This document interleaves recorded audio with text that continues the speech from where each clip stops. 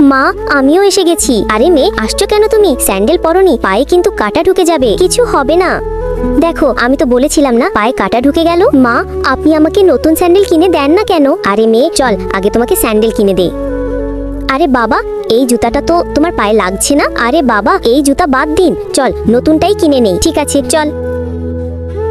আরে রামু, এই নাও জুতা, তোমার ছেলের পায়ে ঠিকই হবে।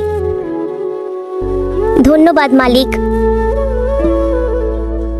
আরে, এদের বাড়িতে যে জিনিস ছোট হয়ে যায় ওরা অন্যকে দিয়ে দেয়। ভাই সাহেব, একটু দাঁড়ান। কি হলো ম্যাডাম, বলুন। আপনার বাসায় যদি আরেকটা ছোট জুতা থাকে আমার মেয়েকে দিয়ে দিন। আজ তার পায়ে কাঁটা ফুটে গেছে। না ম্যাডাম, আমার কাছে আর কোনো জুতা নেই। থাকলে দাও মা, সমস্যা নেই। এই নাও মেয়ে, তোমার নতুন স্যান্ডেল, পরে নাও। আরে বাবা, এটা তো আমার ছোট। তাহলে সেখানে মেপে নিলে ভুল হলো কিভাবে? সরি বাবা। এই নাও স্যান্ডেল। এই ছবিটাকে সুন্দর মনে করলে ভিডিওতে লাইক করে চ্যানেলটাকে সাবস্ক্রাইব করো, এরপরে আল্লাহ লিখো।